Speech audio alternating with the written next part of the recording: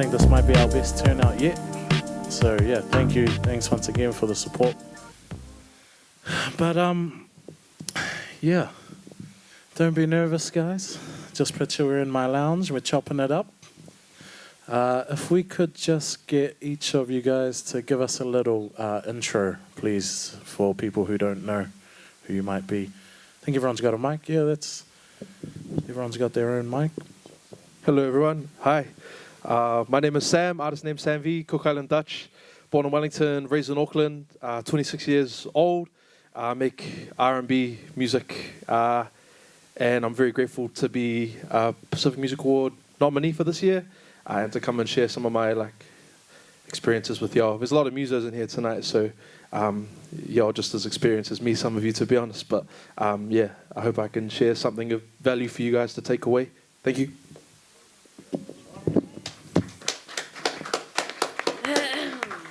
Hi guys, my name is ELENA. I'm 18, I'm Tongan, I'm an R&B artist from Central, and yeah, that's about it. Cool. Malo, my name is Emaiu, and I'm based here in Central Auckland. I'm Samoan Irish, and my villages are Tau Ese and Sakui Mulufi and Solofata and Songonge. And I'm just glad to be here with this amazing panel and get my first nomination for a Pacific Music Award with a video. Yeah. Check. Check. Malo te soifua maua, ma lelangi e mama, au te sau mai lingu ua mulifungua, ma iwa, ma au te sau mai fafo. I'm from my hometown in Aotearoa, is a little town up north called Waipu. I rep the 312 and the 275, currently reside in Mangere. I'm a rapper from the almighty FO West crew. That's us. Fuzzy. Did not know that you're from Waipu. I guess before we get started, I'd also like to, if you guys could just share what Pacific Music Award you guys have been nominated for, and how you think that came to be. How it came to be, I think there was a panel that talked about it and put my name forward. But I got nominated for Best Pacific R&B and Soul Artist, Best Pacific Male Artist, and Best Pacific Recorded Music Album. So yeah, very lucky, very fortunate, very blessed. And yeah, I think it's because I put some music out and people might have liked it. Or I hope so. Some of you probably didn't, but it's all good. All right, I got nominated for the Best Pacific Female Artist and the Best Pacific R&B Soul Artist. And it's my first time getting anything like that. This is like a first time, I guess, yeah. And yeah, people just, I don't know if they like my music. Some people do, some people don't, but that's just how it is. But I'm grateful for the people who do and who support me and just keep it on replay. Yeah, thank you. Kia ora. I'm here for the music video, so I'm kind of cheating with my, just sneaking in around the back door of the music. But hopefully you get to listen to my music that way. Yeah. Were you part of the crew creating it, like the director and stuff like that? Yeah. Or just... Well, I'm not the director. My director is actually in the audience, Francis Baker. Yeah.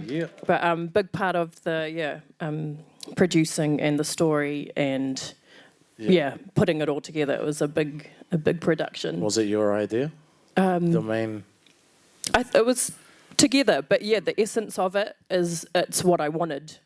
Cool. And it turned into something even different. Yeah, it went in other directions, but I'm pretty happy with. What was the song? It's called Flower of Life. Yes, I watched that. Oh, cool. Very good. You should check it out. Please do. Please do. Yeah. Yeah, dope. Was that to do with the, because we've met also on the boosted crowdfunding, was that to do with that? Yes, yeah. So I was lucky to get some NZ On Air funding for it, but we needed more to go a bit further, so we did the boosted Moana, and that helped us also go to a film festival, South by Southwest, last year. Where was that? In Sydney, yeah. They paid for your airfares and everything? Well, the Boosted Moana Yeah. helped, so our family and friends helped pay for that, yeah. Nah, choice. Yeah. And then they matched it. Yeah, and they matched it. So it's a great fund if you need to go a different route. Yeah. The crowd, and it's almost 100% success rate. And so how much was your target? Like, because is that something you would recommend for any other young artists? Yes. Because I know a lot of them, like, people think it's for bigger projects and stuff like that, but it's quite a wide range, right? Whether it's for people who are trying to find an extra grand to 10K and so on. Like, I think a lot of these young artists might not be too aware of crowdfunding, and they always kind of think that New Zealand On Air is the only route, when really there's more than one way to skin the cat. Yeah, that's right. And you can also be really creative of how you can spend that, whereas with the other funding, you have to kind of tick all these boxes. So if you're doing the Boosted Moana, then they can match fund up to certain amounts, whether it's like 5,000, so you have to go for 10,000, or even 2,000. I've done one previous where I was matched by 2,000, so my aim was 4, I think. But then you can keep, if you get to your target, then you can keep extending it within the time frame.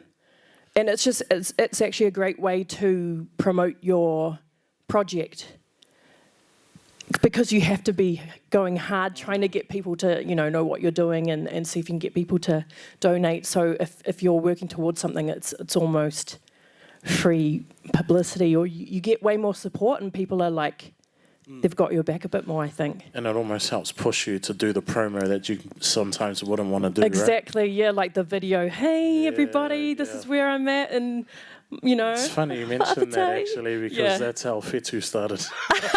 Now that I'm actually thinking about it, this initiative was through Boosted Moana, and then through CNZ again, so shout out to them for supporting initiatives like this and initiatives like that. Very thankful, and I'm going to do another one as well for my next project. So cool. It's a good thing to do, I think.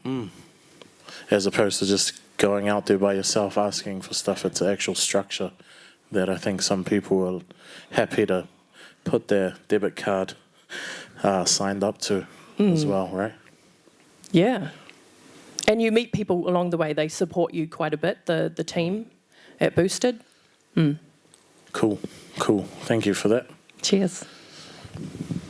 Pat Tafa. Oh, that's mean to hear about the Boosted campaigns. Even I didn't know about that, and I'm not a young artist. Sorry, my name's Pat Tafa. I didn't even say my name. Say where you're from, but not your name, guy. I'm Pat Tafa, Samoan Scottish. Got nominated for Best Music Video alongside a stacked lineup. It was directed by Danny Almoa, One Island Films. Danny came to me and Spew for the track What Do I Do? It's got Dizzy Dash and Savin on it as well. I had a big idea with Spew. And Danny was just going to do the clip of us. We're going to chip in and pay Danny. But he was like, let's go for the NZ On Air funding together. And he helped us a lot with the to submit it.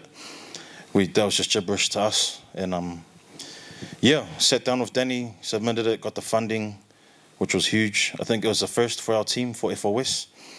But that vision, that was all Danny, One Island. I had this big picture of what I thought the video was going to be, and then Danny pitched the magazines thing and a whole different scene for Dash's verse, then a whole nother outdoor scene for Savin, and I was like, that's it. that's it, what we ended up going with, yeah. No, it's a really good video. If you guys haven't seen it, What Do I Do? I was even just watching it again this evening, thinking that the same thing. That was, classy. Yeah, sure.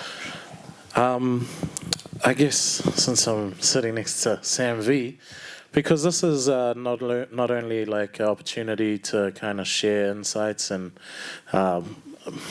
what these artists have been up to, but it's also, I think, a chance for fans of theirs to kind of get to know them a little bit better. And because I was kind of looking to find what kind of information I could find on these guys, and I think something like this might be ideal for people who are, you know, fans of theirs. So what does the V stand for in Sam V?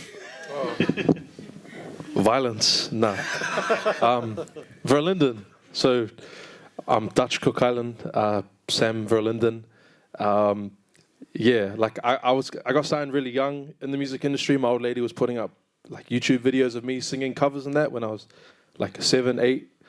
And they were like popping off a little bit, and then some labels started sniffing around as they do, and yeah, they're like, you can't market Sam Verlinden, you know, how you gonna brand that? So I just go Sam V, and then yeah, just kind of ran with it ever since.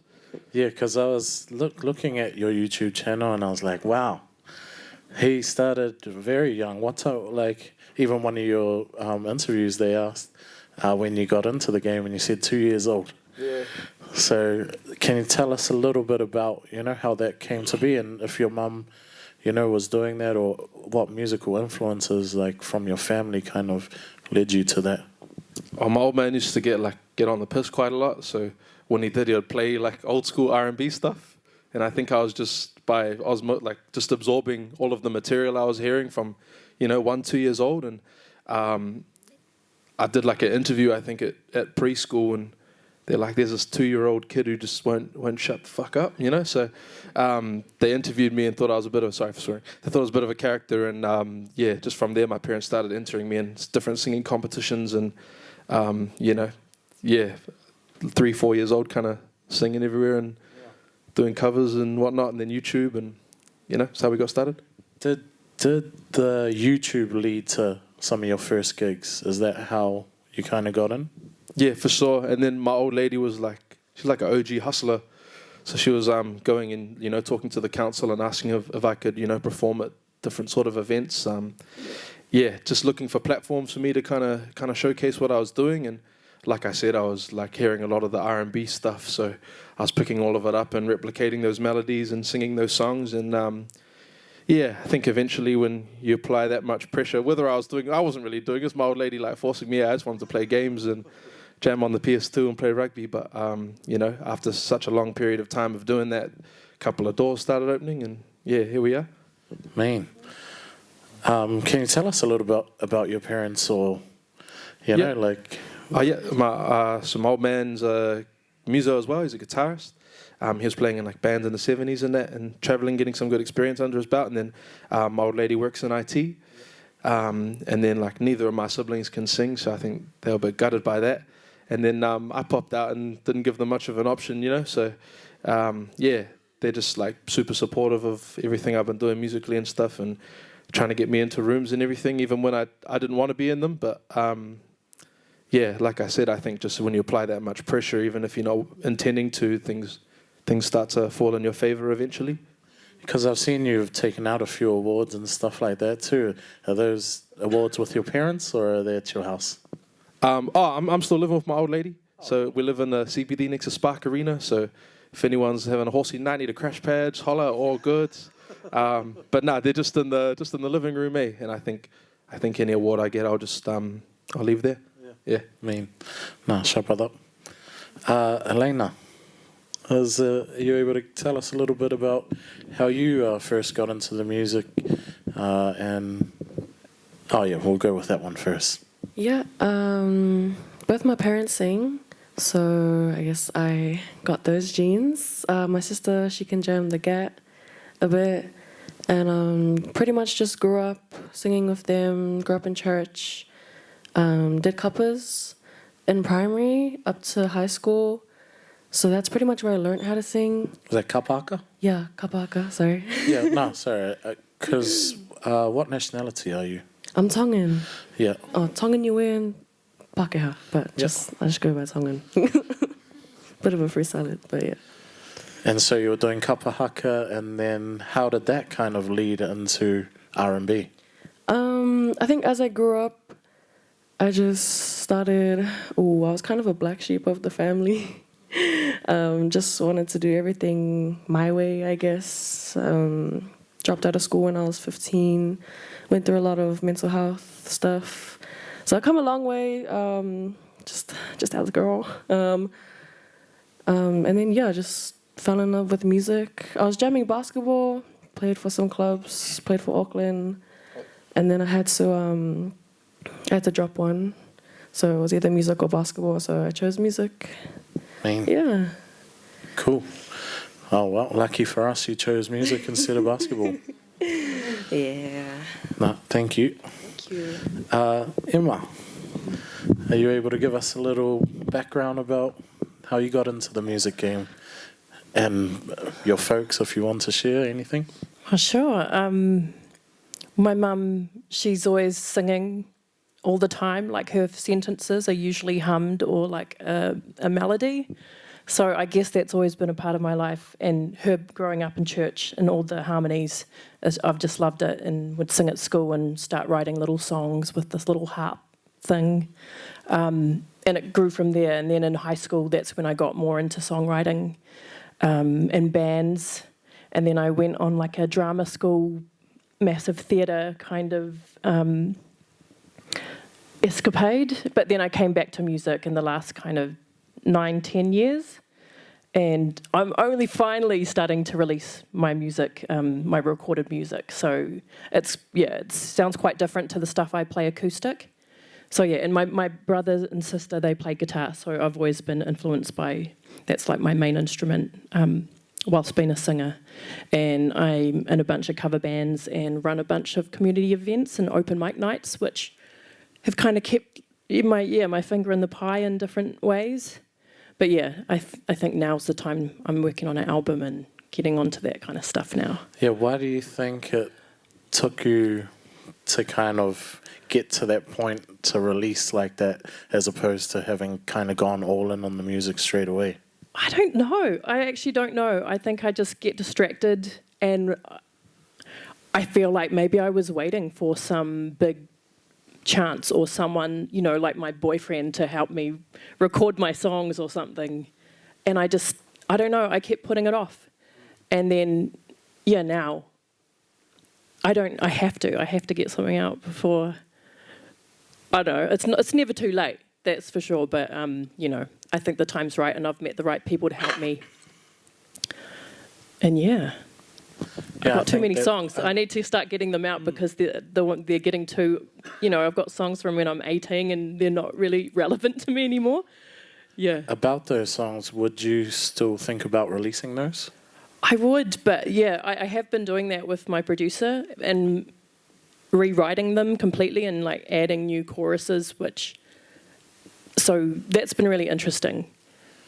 Yeah, I think, do you guys find, I'm sure a few of us up here might have some songs from, a while ago, demos that sit there, and I think they was like calling that the artistic curve, where it's, you make something new and you're like, nah, this is what I want to make now. I don't like that. And it's like a vicious cycle that will always keep happening, and it's those poor demos don't really get to see the light of day, which to you they might be, old demos, but to the rest of the community, there could be a favorite song of theirs in there. So put out your demos, guys. Yeah. Don't be shy. Yeah. And going back to the open mic stuff, can you tell us a bit about that? The open mic initiative that you've been running or a part of? Yeah, I just kind of fell into it at a bunch of different bars around Auckland. And for a long time, I was running the one at just around the corner at Portland Public House. Yep. And then Win-Win in Ponsonby. And I don't know, it's just, one way to pay your bills, a little bit. But I just love that community. And it's like therapy, and it's like a necessary health and like social aspect for so many people to be able to share. So I just enjoy being able to facilitate that.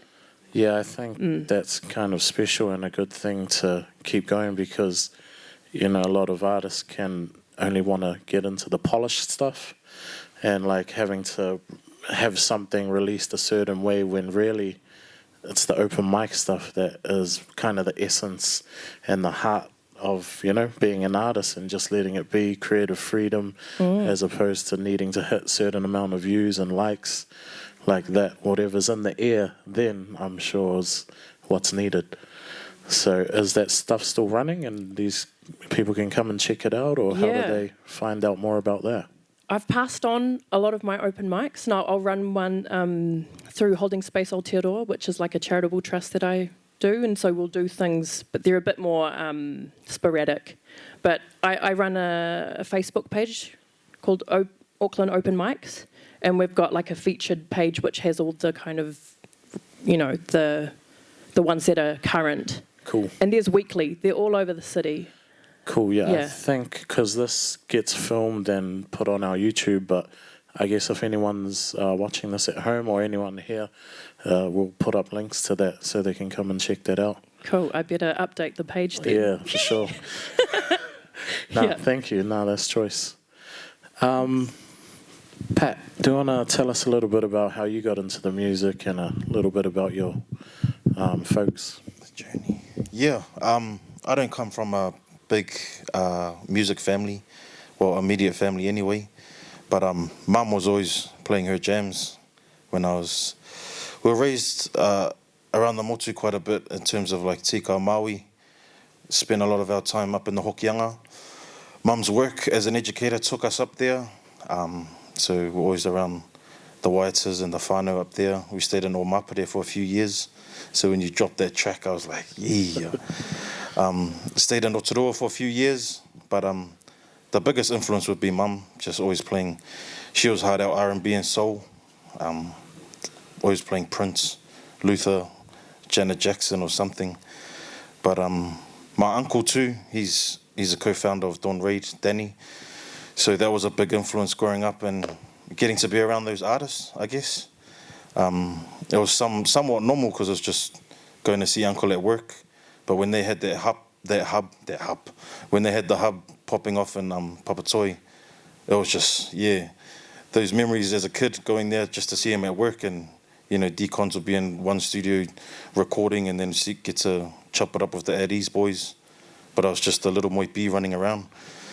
And yeah, all that kind of just influenced me wanting to write music in high school. I started writing raps around 15, 16, but I didn't have any intentions to record or do anything with it. It was Mauso Peter, who I went to school with. He started jamming on Fruity Loops. And I was like, man, Soli, you're getting really good at beats. But he didn't know I was writing at the time until he just went through one of my books without even asking. He was like, Soli, do you write raps? And I was like, hey, get out of my book. Get out of my dear diary. But yeah, he encouraged me. He's like, wow, let's lay something, let's record. And yeah, we just set up the humble home studio in our room and started recording. But yeah, again, I didn't have any intentions to do anything with it. But Spew, he went to school with my older brother, and they were really close. So when he caught wind that I was making music, he had a listen, and he was like, bro, come rock with us. And I put that off for a few more years because I think after high school, acting took the front seat because I'd done a lot of theatre. Did you go Massive Theatre? Or like, did you jam with Massive Theatre? I just heard you say Massive Theatre. I went to Unitec. Oh, yeah. I got my start in Massive Theatre Company. They run a lot of workshops for the rangatahi. And yeah, my mum was like yours, bro, just proactive and forcing us into stuff. If you just showed a little bit of keenness, I was like, oh, you know, I really like performing at school. And she just signed me up to workshops with Massive Theatre Company.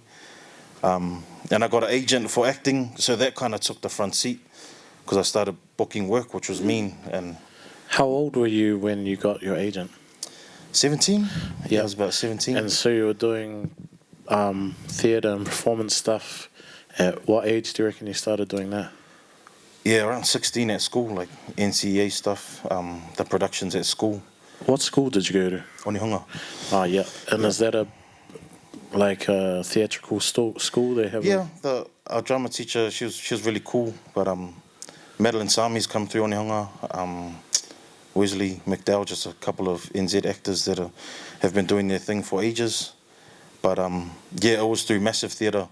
I met Beulah Koale doing a short film, and he put me on massive and told me to go do that workshop, and I kind of never looked back. I loved it there. Booked a couple of TV gigs, but I was always writing music. I was always writing music and recording little demos, like you said. So when I started moving with the FOS crew, Spew put together the FOS mixtape, probably 2020, and he chucked a lot of my old demos on there, and I was like, bro, don't put that on there. But he chucked it on there anyway, and there's a lot of our old demos on there, and then some of the boys recorded a lot of new stuff. But that's kind of how I started with music, yeah. Yeah, that's really interesting. And what do you think you've found the relationship between your acting and your guys' music has been? Yeah, I would say it somewhat goes hand in hand with the live element, performing live, but they're completely two separate crafts that, hold their own respect. But I guess I mean, because like the theatre stuff I've seen, like behind the scenes, it's like you actually have to be quite vulnerable. What's like the practices leading up to it can be quite like wacky, like to say the least. Yeah. And I guess when you're trying to be a rapper or whatever, you're not really too quick to do that. So did that kind of the theatre stuff, like, and the being vulnerable and that kind of let the creativity flow a little bit freely? Hard. I think that's where they relate, definitely, because with Massive, the theatre is, it's a physical theatre company, and our base is devising, so we devise a lot of our own theatre shows from scratch, and it's the actors' stories from their own experiences, and we get given provocations and from our directors, and we just try to stylize it for theatre. And through working with all the directors there and the actors, I would say I'm happy that I developed that play and just openness. And it is really vulnerable in those rehearsal spaces leading up to a show. You got to lay it all out on the floor, and we go mining for the gold, whatever the show's going to look like. And to have that experience first and then come back to music, I'd say I was just an open book, but I was starting from ground one again, being a sponge, just soaking up the game, especially through Spew. But I tone it back a lot when it comes to the music. Not in a bad way. It just doesn't require that all the time, and it's just up to the artists themselves, different processes. But the theatre background has definitely helped. I mean, I guess because like I might be skipping ahead here, but like, what would your kind of dreams be as an actor, and your dreams be as a musician?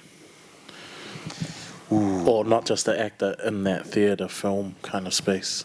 I think a big dream of mine is to merge the two, make a FOS film, and have real acting in it, and that shows the process. But I still got a dream to be in a film and stuff. I've done TV work, I've been in short films, but I'm still gonna keep going hard until I get my first feature film. With the music, I feel like we're in it, eh? Like, it's really cool to be a part of a crew. FOS, I grew up with a lot of the boys, Spew being tight with my older brother, and I went to school with Savin's younger brothers, so I feel like we're living it right now, and we're in the early stages, but we're putting in the work, and I think a dream is we're going to work on the FOS album, so that's in the pipelines. And just my first solo album will be a dream of mine. Because I know, like, as an artist, like, you say I'm thinking of a dream album and a concept and what that might look like, but if you're also an actor, are you like, well, this is what my album looks like, but I want to make this film? Are you trying to merge the two to kind of be delivered as one project? Yeah, even when we dropped By Her Grace last year, I had an idea I wanted to show it in a theatre and what they would look like, and just call on my mates who are actors and directors to help co-direct it, and that's still a possibility. And going forward, I would like to do that with a music project, like a response, to the music through acting, and just how those two worlds live in a theatre space. It doesn't even have to be in a theatre space, but I'd love to do that. Cool. I'm gonna do that. Yeah, there he is. Like, if not you playing the lead role, which actor would be Pat So are you Tafa? free? Are you free next year? Nah, man. There's heaps of talent out here, and I wouldn't just put it to just actors as well. You know, there's musicians and dancers who would love to try their hand at that. Just creatives in general. Get them in that space. Yeah. Yeah, I guess what would you say to any young creators out there who might be, I just know like a lot of the young creatives sometimes can like wait to be given permission to do things, and it's like, you know, like they might be like, oh, I'm already pushing it being thinking I'm a musician or something, but what would you say to any young kids who are like, I could act, I watch movies all the time, I would like to do that? Yeah, hard. That's how it started. I just love watching movies, and then yeah, I understand not everyone has that support system, and I had a mum that just had my back and saw how keen I was to do theatre and music, and she just signed me up for stuff and pushed me in that direction. And I think for creatives who do have that support system and don't, I think it just requires a bit of work, groundwork, and putting yourself out there. There's a lot of foundation programs, you know, you can sign up for with Massive Theatre Company and NAVs. I'm heavy in the NAV scene.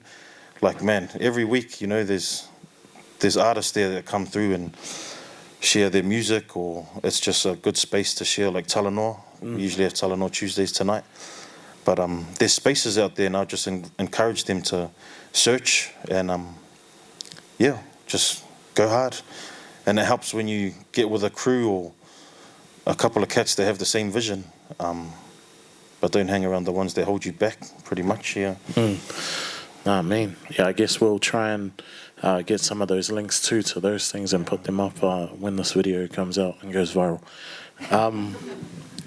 I guess over to you, ELENA.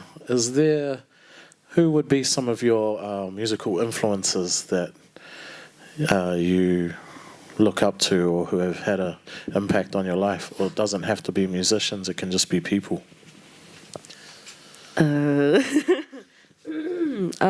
I think currently Sam has been one. Yeah, like ever since we started working together, I've just learned heaps from Sam, Hales, Eddie, like my whole team.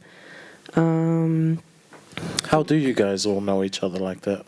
Oh, so I met Hales first on TikTok. Yeah. And then he must have told Eddie about me, and then Eddie hit me up in 2022. That's when I first started, like, you know, my music page and stuff. And I never really thought I would be making music as soon as I did, but yeah. Were you making songs and putting them on TikTok? I just did covers. Yeah.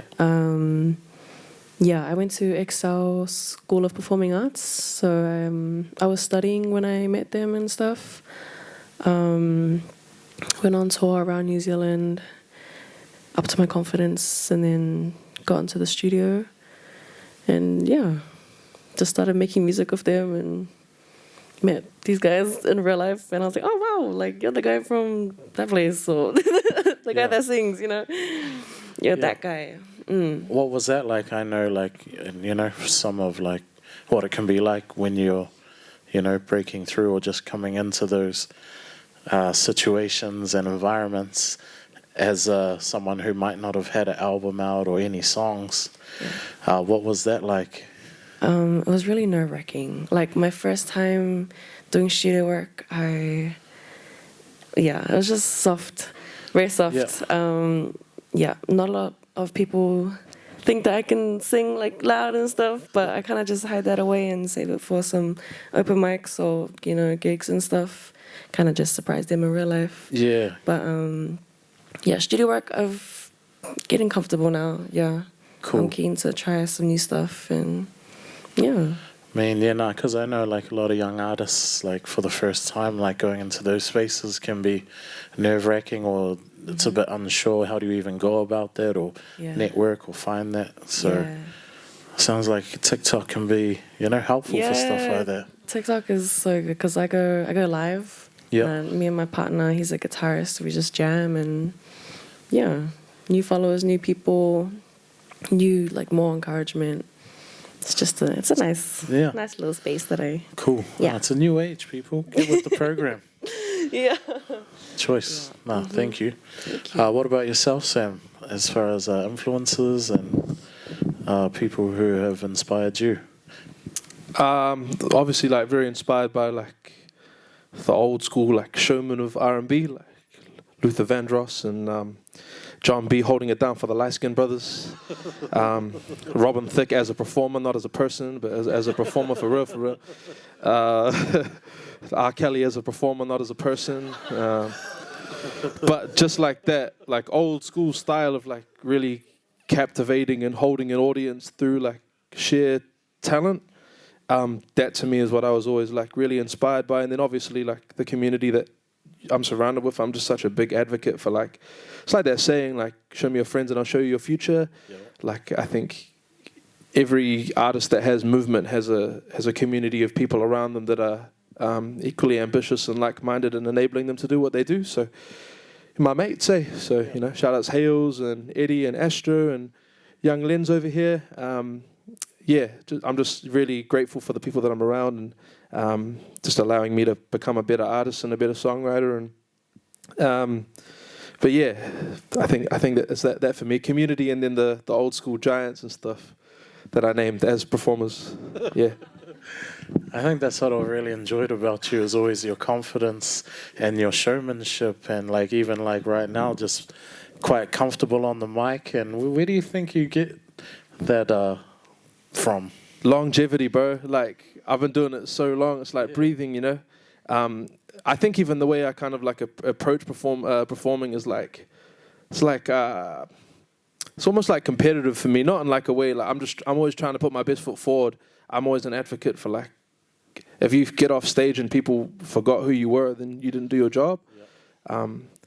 So like, I remember when I was like 14, I was recording with Vince Harder, and then I remember Stan Walker walked in, and some people would get real scared by that, but I was like, fuck, I'll show him, G. So I'm gonna do all the runs in the world, and I did way too many, but like, I've just always kind of approached music like that, because that's how I find joy and fulfillment in it, is always just trying to like, you know, put my best foot forward, you know?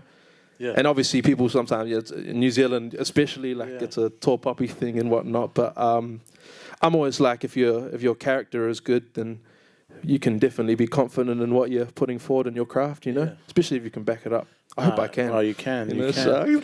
And I guess, that's a thing, you know, especially in this country with the tall poppy, and people kind of don't like to see people that confident sometimes, but I feel like sometimes that can really kind of suffocate our potential and our IP as a community. And it's like we need more people like yourself showing that confidence, and then more people supporting that kind of confidence. Oh, you should be proud of the work you put out, you know? Like we put a lot of investment and time and heart and effort into our stuff. So yeah, I get a bit upset sometimes when I see my friends not like fully pushing their material. Or like, what would you say to some kind of young artists out there who are like a bit shy and a bit, hesitant, and then they see someone like yourself who's that confident? Like, what would I say to them? Yeah.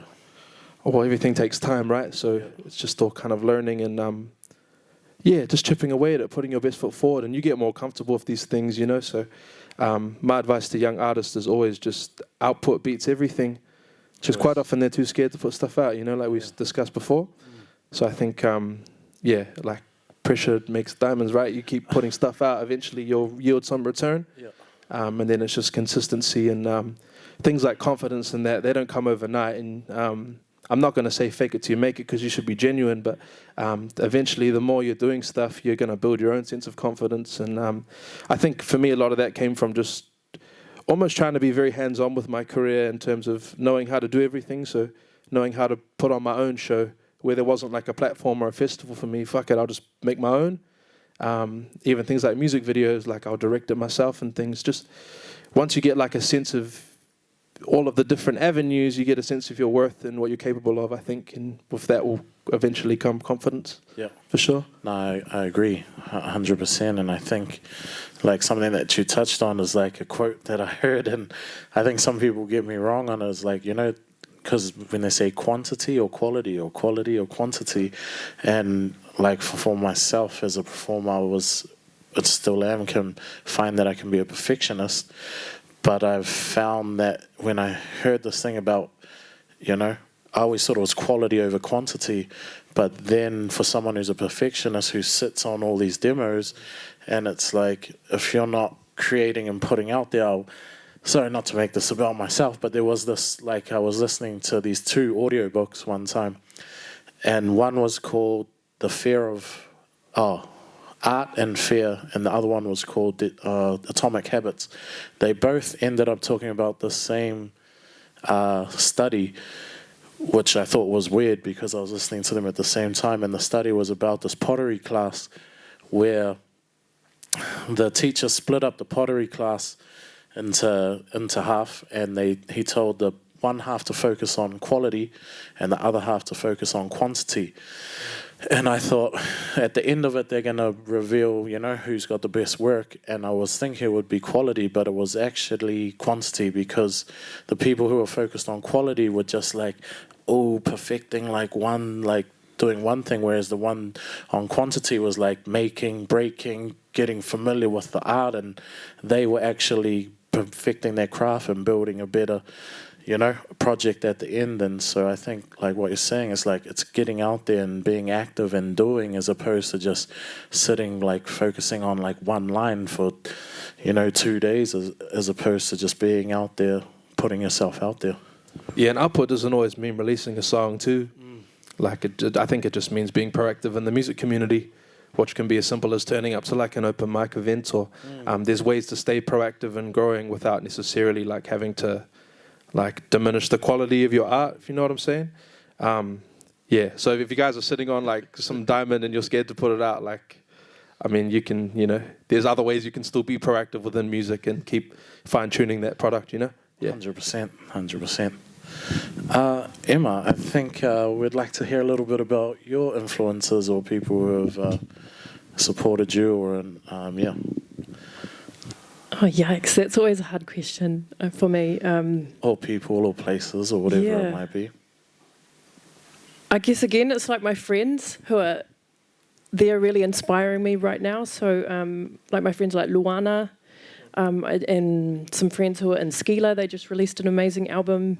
I mean, there's other Kiwi artists, Lady Six, Aradna, like they inspire me a lot. And Troy Kingi, I love how he's jumping genres, and that gives me confidence that I can do that too. Cool. Eventually, yeah. Yeah, and then all the old school artists. So I love, the soul, R&B, and neo soul. So Erykah Badu and Jill Scott and shout out to DJ Sultry over there. Lauryn Hill are big influences on my music right now. Yeah. Yeah, man. No, I love that, and definitely always hearing the friends. I like that quote. Show me your 5 closest friends, and I'll show you your future. True. Get some good friends, guys, and support each other. I guess you guys don't have to share anything on this, but we'll go back to you, Pat. Is there any kind of hurdles or challenges that have stood out for you that you may have overcome, or has kind of, what's some of the biggest hurdles you've faced as a musician? Heaps of hurdles. I would say a big one is what you guys are talking about, like being too much of a perfectionist sometimes. But that's where those cats you surround yourself with, that's where they come into play. And for me, that's Spewy. He's just always pushing me like, nah, man, that track's ready to go. Or he pushed me to finish by her grace. I didn't even, like I said earlier, I didn't envision working on an EP or let alone a project, but he encouraged me to do that. And his output with beats and just making the music is crazy. So being around that's infectious, eh? And he shares that with the team. So yeah, the hurdle of mine would have been that, just sitting on a lot of those tracks until he said, bro, let's just put it into a project, let's drop it. And then, something like this could come of it. We didn't even think of submitting for PMAs. I can't remember who it was, but we did end up submitting it via email, and they got back to us and just told us to submit more. So it's cool to be here, and I think it's cooler just to be acknowledged in our community, the Pasifika community, because I'm big on, like, I make the music for me because it's the music I love, and I get to do it with the crew, and we don't make it for the awards, but it's cool to be acknowledged in our community, and it's Dope, and I love your, Pasifika twang and excellence throughout the music, and even right down to, like the By Her Grace album cover. What can you tell us about that album cover? Yeah, my mum took that photo of me in my village, Mulifungoa, in Samoa. We were there to bury my grandfather in 2000. I think the year was 2000 or 2001. And I was just walking into our plantation. How old were you in that photo? I was only 5. Yeah, I was only 5, and Mum just got the money shot, I was just walking into our maumanga, and there's all these galo leaves around, and I was like, man, when I started making music, I knew that was going to be my first cover. Me. So shout out to Mum. She's chilling at home, but that's the story behind that cover. Choice. Going back to Spew, how did you guys meet, and how did you end up meeting Spew? I knew him what through year, my older brother. What year was that? Yeah, I met him through my older brother. They were really close in high school. I knew Spew just as the crumper. He's still heavy in that scene. He's one of the OGs of the crump community. And then he started making music. But when he would see me at just the occasions for his boys, and when it was my brother's birthday, he would always encourage me to come make music with him. And I put it off for a long time, but then it finally happened, and yeah, man, FOS forever. Shout out to Spew. It's like the RZA of the community, right? Yeah. Does anyone have any memories of their first song that they wrote, or some of their first gigs? Yeah? You want to tell us a bit about that? I remember one of my earliest gigs was like, I was in like a kids group called Kids Rock, and we were like 9 and 10 in that. I think I was 9, and then there was another vocalist called Andrew Pappas who was in a group called Titanium, if you remember that group. So he would have been like 14, and he had like a bit of the superstar ego about him, which is all good. But he doesn't do music anymore, so it's what it is. I remember we jammed with like Ben Lummis, bro, if y'all remember that guy. So he came up and sang. I remember that was hard. He got up and we did, was it The World's Greatest? And he got up and did his verse by Arca. Yeah, so that was cool. And then another gig later on, I remember I was 13, and my first single with a label called D&K Wood Records had just dropped called I Want Ya, some Justin Bieber shit.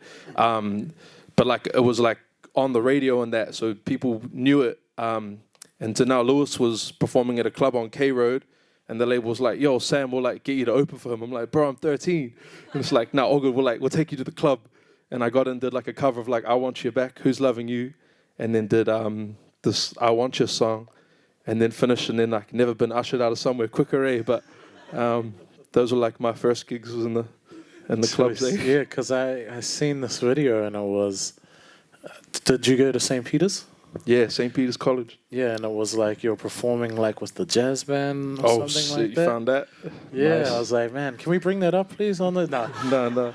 I was like, yeah, because so you've done like, that's what I mean, like you're not just R&B, like you've covered a couple genres and can kind of really do it all. But my old music teacher's cut I do R&B. He don't like it. He's a big Croatian fellow with a Russian accent. He's like, yeah, Samuel, wasting your talent to must do jazz music. Why you do the bullshit, rhythm blues, rubbish, contemporary bullshit?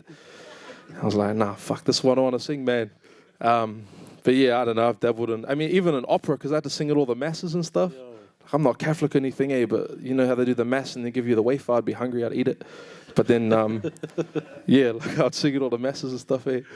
That's what I mean. Like this guy does it all, and so yeah, big ups, man, big ups for sure. Let's talk about the process. Elena, do you want to give us a little insight into your creative process and how you approach songwriting? Sam writes for me, so nice and easy. I personally don't think I'm the greatest at writing. I'm very such a big critic to myself. I'm like, no, this is cringe. Yeah, I can write, but I'm just very critical. I'm very Picky, very picky on what I want. But Sam and House, they make it a lot easier for me.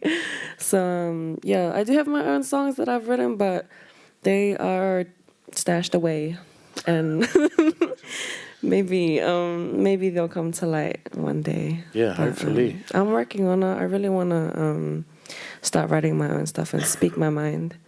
I started writing, this was like ages ago, when I was probably like 14 or 13. I started writing like an album, kind of like a testimonial album, because I went through a lot of stuff when I was young. Even some of my family doesn't know, because I just kept it away. But yeah, I do want to release the album kind of just on the events that's happened in my life. One day you guys will get to know more, because I don't speak about it, but yeah. No, I think that would be a great idea, and like that's the therapeutic side of music, and like the opportunity to kind of tell your story and put that out there, and I would definitely encourage that, and I think we're all like, okay, we're ready for that album. Yes, very, very deep. You know, Yeah. it's the Fatsi kind of album. No, it sounds But, like you're on the cusp of, putting that stuff out there. yeah, and hopefully it'll inspire, like, the people my age. Yeah. Since I'm only 18, I don't know what I'm doing, but I'm going with it. Are there any it's like that sometimes. Are there any producers that you would like to work with that you think might help, with the album? I think I'd just stick with Eddie and Astro. I mean, we're pretty tight. Like, my circle is just Sam, Eddie, Astro, and Hales, and my partner. So I think they know me best. I think they're really understanding on what I want, and they help me heaps as well. They just feed me ideas that I never would have thought of. So, yeah, they're really, like, kudos to them. I just sing. I'm just a singer. It's all of them that, makes it happen for me. So, Awesome. yeah. No, well, hopefully we get to hear that, and hopefully they're listening to this, because then hopefully they can help guide you on that process. No, they will. I for trust sure. them a lot. Yeah. Awesome. What about yourself, Emma? Can you tell us a little bit about your creative process and how you approach your music? Oh, I think it's really different every time, depending on the song. But I've been working with this producer, and that's a very different process to me writing acoustic music by myself, having to be open to everything changing. But that's been really exciting for me, and really, it just takes me in in directions that I didn't think anything would go, and the melodies and things are really different. But I'm really enjoying that, and it's getting quicker, that process. So that's really cool. But then I'll do some things and it's just me. I'm like, no one's touching it. This is just like, this is just what I want to say. And that's cool too. And running little songwriting workshops with the community and trying to get little, inspiration, or like, we might have like a subject or something. And that's cool. They're like, any way in is great. Yeah. Yeah, because the creative songwriting workshops, do you run them? And then, like, you're like, oh, I'm actually getting inspired from, some of the people here? Yeah. Oh, I love it. I have run some songwriting clubs back in the couple years ago, but that's kind of dropped away. But I still do this project called Songwriters for Climate Action, and it's all about the environment. And we do workshops and we work towards recording albums, and that has been a great process for me as well, to create my own music that I'm putting on my own album. Yeah, choice. Yeah. So is that can you tell us a bit more about the climate? What's it called, sorry? Songwriters for Climate Action. Yeah, what is that? It's a project that was born out of open mics, where I was just with a group of people and we were like, oh, we want to do something around the environment or, you know, community. How can we engage in these subjects through art? And we got a little bit of community funding and recorded an album. And that was with like really community level people who are just, you know, all different walks of life. And we got to go in and record at Roundhead Studios, and that was a really cool experience for them because most of them hadn't been in that environment. And so hopefully, I'm just hoping it grows and we can get more people in there talking about the environment. And especially here in Aotearoa and in the islands, you know, we're at the forefront of what's happening. So I it's a agree. great excuse as well to create. And I think it's a good platform or a way to palette kind of that conversation without, well, just a way to kind of get it across to younger listeners and stuff, or people who might not really be too schooled up on exactly what's happening in our, you know, environment and climate and stuff, and don't really want to read articles or blogs or stuff like that. But if you can kind of, you know, layer it out through the music, and then they're singing it in, and they're like, oh, what am I actually singing about? Oh, that's actually what's happening. Yeah, that's right. I'm hoping everyone involved in the music industry can kind of contribute to that somehow. Yeah. Yeah, 100%. Nah, choice. Well, I hope there's more climate workshops around the songwriting, because that's something that I would personally like to come along to. So. All right. I'll remember that. I'm going to remember. Yeah. Nah, thank you. Pat, over to you, if you could just give us a little insight about your creative process. Yeah. Excuse me. I write a lot just on my own. I think 50 or 60% of the time it's just Spew and Graham sending me beats. But it happens at the studio most of the time. Like, Spew will just be going through his files and the whole crew will be listening and just, oh, can I jam that? And it's really collaborative. I'll just go to the lab sometimes, and Dash and Saven will be working on something, and that'll spark something in me. Even at NAVs, we just chuck out topics to write about, and I've taken stuff from there and, you know, written tracks as well. That's part of my process.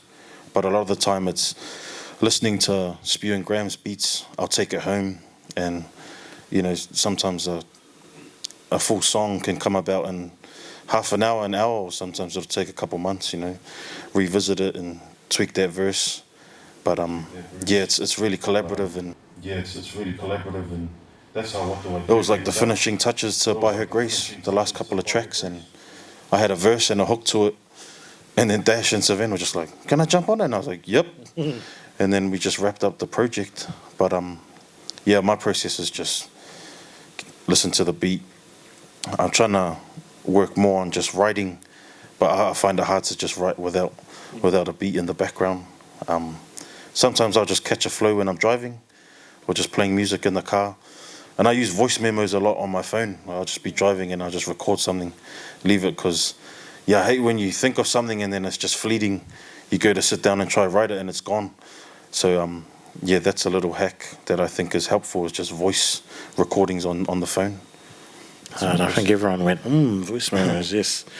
Can you tell us a little bit more about the NAVS program for people who might not know what that is? Yeah, Tikaranga Trust. They've been running it for a few years now. There's Southside program out at OMAC that I usually go to. There's talanoa on Tuesdays at Tarapatch, Papatoi, but there's a central one too, a west. Wahine Navs are here tonight. Wesley Community Centre. It's just warm and welcoming for young creatives to come through, all creatives, and you don't have to partake in the creative side. We just do rounds of highs and lows, introductions. We have a talanoa segment. Rizzy and Benza, and Siose, some of the facilitators are here. It's such a, I would say, unique space, but a space that's really needed. And you just see a lot of young artists come through there and open up, man. I've seen kids come through OMAC who sit in a circle and, you know, they're not confident enough to even introduce themselves. And then a few months down the track, they're working on an EP with Spew. You know, like they're recording tracks and they're really open in the circle, and you see them, step into their light, which is a beautiful thing. And I think TKT and Navs they're doing it, yeah. No, I agree, and I guess we'll put up another link as well on the YouTube for anyone who might want to be getting along to one of these Navigators programs, because they're doing good things in the community for sure, helping young artists. So shout out the Navs team. Getting along nicely here, guys. Do you guys have a favorite place in Aotearoa, and do you have a favorite place to write? Where do you like to do your writing or listening? Sam V? I tend to write most of my stuff in the studio, to be honest. So either depends who I'm working with, whether it's, Joel Tashkoff, Choice Vaughan, who's got like a little studio in Dominion Law down the road, so shout out to that spot, or Eddie's spot or Parachute or wherever. I don't know, something about being in that like creative space opens up a lot more, I guess, freedom for me to write. Feels like a working environment. Whereas at home, I feel like almost a little bit disconnected from music. I think that's my space to not be music, So I do most of it there. Yeah, that's where I tend to do most of it in the studio, bro. Yep, me.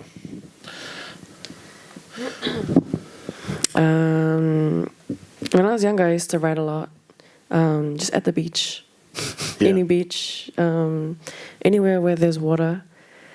I don't know why, but I just like water. So, but even like in my room, in the studio, anywhere really. Not that I write much, but anymore. But yeah, when I used to journal and write, my little music notes and stuff, it'd always be at the beach by myself. Yeah, I get that. Emma?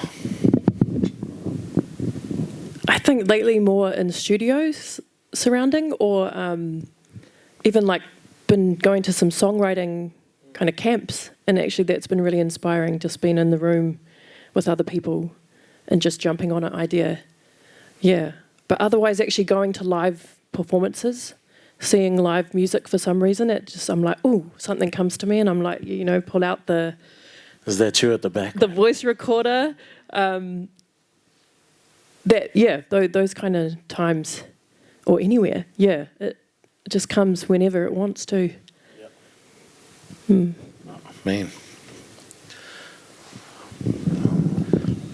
Pat? Yeah, I've tried to go to a beach, walk up the maunga and Mangere and try write, but by the time I get to the top, I'm just trying to focus on my breathing. Mine's more the studio buzz, eh? Go to Spews, get in the lab. And Navs again, bro, that's the writing exercises we do there. That's where the pen really flows. We get given, 20 minutes to half an hour, come up with as many bars as you want. But usually at the studio, Spews' house, or when I'm in the car, just parked up in some random dark car park. Write the bars, but that's where it's at. Man. Oh, we're coming down the home straight here, guys. I guess, for any of the young viewers or young creatives in attendance, words of advice. What would you like to share for any aspiring artists out there thinking they could possibly be a musician? There's a lot of things. I went to LA last year for 3 years, and I think when you go from kind of doing it here as like a semi-established act to going over there and starting from the ground up, kind of grounded me in that whole essence of starting again. But I just became a hustler. I was getting after it any way, shape or form. I was going to open mics with the boys 4 or 5 nights a week. Just anywhere that might have a live band or an opportunity to sing and perform in front of people that didn't know who I was. And now I'd be going to the most R&B club you can find, which means I'm the only fair-skinned person there, legit, the only one. And then I'll be like, I'm going to do Luther Vandross. And they look at you like you're crazy, like you just killed a cat or some shit. But you go and then do it, and then just rinse and repeat that process. I think it's just getting after it, bro, to be honest, like using the tools that, like, you know, social media and, well, I know, for example, one of my homies, I dropped a song off a few weeks ago called Mashan. He saw a chick do like a cover to the song that him and I put out a few weeks ago, and now he's going to do a remix with her. If she didn't put that cover up, that door doesn't open for her. So it's just like, even if you don't have a studio and you don't necessarily have the means, for the most part, you will have a phone. Or I'd hope you have a phone. Fuck, if you don't, that's a bit rough. But if you get to the spot where you might have a phone, like, just chuck covers up, chuck up content. I always tell young producers and MCs especially, go to Navs, bro. Straight up, like, that space is just so good for community. It might not be your community, but just even getting a sense of there is a music community. And you, to some extent, you need a community. Like, I remember I was mentoring some guy through another program, and he was like, fuck, he was a bit annoying, he was a bit of a little shit. He was real cocky, like, I don't need anyone, I'm the best artist in New Zealand. I was like, bro, no one's heard of you, bro, and it's because you speak like this. Community, like, collaboration is just, like, ingrained in what music is. Whether you like it or not, you need people to, you know, at least resonate with what you're putting out into the world. So, yeah, just finding ways to find community, use your phone, go to open mics where they're available, and just chip away at it, like, you know, and then consistency will open doors eventually, you know. It takes a while. People get really frustrated that, they might apply for NZ On Air funding once and not get it, and then they're going to hit me up like, yep, didn't get it, fuck it, I'm not doing it again. But it's like, bro, like, I was applying for like 3 years before I got it, you know. And it's just when you chip away at it, people are going to hear about you. And, shout outs to Kalo Block from Wellington. They're like a young community collective down there, Tongan and Samoan boys, and they're just becoming like that community for young brown people down in Wellington. Where there wasn't something for them, they're becoming that. And they just found people like-minded. Shout out to Shane Walker and his social media output. Like, he's just like the prime example of, like, pressure just leading to diamonds, consistency just leading to results. So, the more you put in, the more you'll get out. Nah, me. Sorry, that's a rant. My bad. No, that's good. That's good. I talk all of that. Pretty much what he just said, to be honest. Just to be consistent and just don't be shy. Like, know your worth and all that. It's easier said than done, but, just be consistent and believe in yourself, If no one else is going to do it, then you might as well start believing in yourself. Yeah, that's pretty much it. Thank you. Thank you. I mean, what he said, but, sorry. What can I add to that? It's like, just being somewhere and meeting people, like even at these little talanoas or like Big Fan, they run a whole bunch of really cool programs, or APRA, or there's so many ways that you can go and meet with the industry, or go up and talk to someone who you're really inspired by. And I need to use that advice as well. It's like, create content, just let it out there, and you're going to get better. And it might not happen overnight, but eventually it's going to, people will start recognizing you, and, something you do is going to work. So I'm still on that journey as well. And you're never too old either, or it's not too late. You haven't missed the boat. I think a lot of people, even I've got family who are like, oh, I wish I did, I wish I kind of got into that when I was a teenager, or they feel like it's too late, or just their circumstances haven't worked out. But yeah, it's never too late. Like, you can still, if it's your passion, if you want to share something, you got something to say, just, there's so many opportunities now that we can use the cell phone, we can get on to the social media and connect with people. No, I agree. And when people are like, oh, I'm too old, it's like, you could be the 65-year-old that breaks through, and then other 65-year-olds will be like, oh, I can do it. He did it. Yeah. So it's like, if you don't go, you don't know. So yeah, thank you. I too talk with that. I would say tease by, Tony tease by, feel the fear and do it anyway. That's easier said than done a lot of the time, but there's options and resources out here. We definitely need a lot more, but they're out here if you just take that first step. And I would encourage like, yeah, not just a young artist, just artists in general. I can't echo Nav's enough, but you know, I have, Sam has, and there's options like also Shane Walker and ELENA. There's the social media thing. You can push it yourself. I can just speak to what it's like to have a keen collective and crew beside you that backs you. It's really helpful, you know, if you find other cats who are into the same thing and have the same vision. Just go for it. It's about taking that first step. I don't think there's a right answer. It's just up to you. Ball is in your court, Buzzing.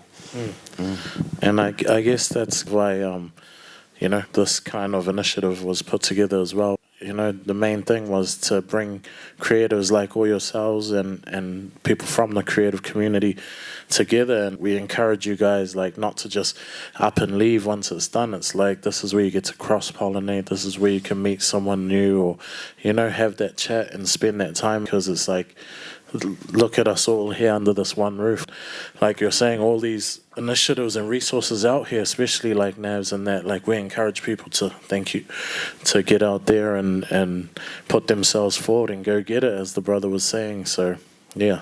No, thank you very much, guys. But before we start wrapping this up, I just want to open up the floor to the audience, just in case there's anyone who has any questions for anyone up here. Yes, there in the middle. Oh, should I just do it? Yeah, shout it out, right. Okay. Yeah. On that note, I guess, yeah, just want to take the time to thank you all for coming down and sharing this evening with us. I want to give a massive shout out to Patrina and the Pacific Music Awards. Thank you. And also to Savina and the team at Big Fan for hosting us. And of course to our Pacific Music Awards finalists and special guests for FETU Creative Forum. Big round of applause. And I'll hand it over to our DJ Soultray, and yeah, can mix and mingle, but yeah, make sure you guys get home safely, and thank you very much for coming out. Ciao. Thank you, bro.